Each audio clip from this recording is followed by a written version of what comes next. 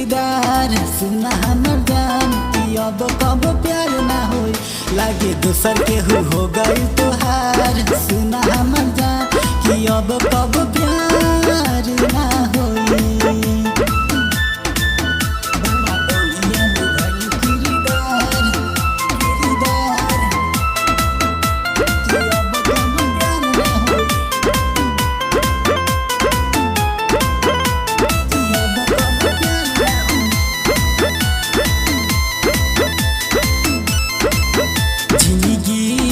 अब घुट के अरे घुट के पहलू बेगाना लूट के अरे लूट के जिंदगी जियब अब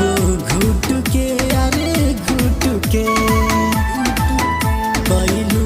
बेगाना लूट के अरे लूट के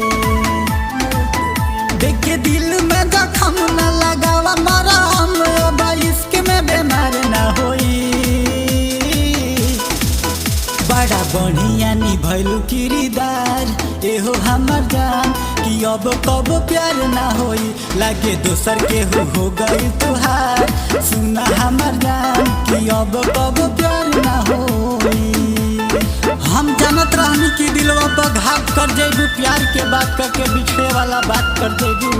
अरे हमरा के छोड़ के कतहूँ करार ना पड़ुए जान अरे हमरा के छोड़ के कतहूँ करार ना पड़ुए जान अगर पाइयो जेबू तोरा देसिया मैं जैसन याद ना पड़ुए जान याद ना पड़ुए ऐसे न तूरा दिल हो अरे दिल हो राधे श्यामा के बुझा फील हो यारे फील हो ऐसे न तूरा दिल हो यारे दिल हो राधे श्यामा के बुझा फील हो यारे फील हो तोरा बिना हमर जान होई पागल के में से अब चांद के दीदार न होई बड़ा बढ़िया निभैलू किरदार एहो हमर जान कि अब कब प्यार ना होई लागे दूसर के हो गई तुहार सुना हमर जान कि अब कब प्यार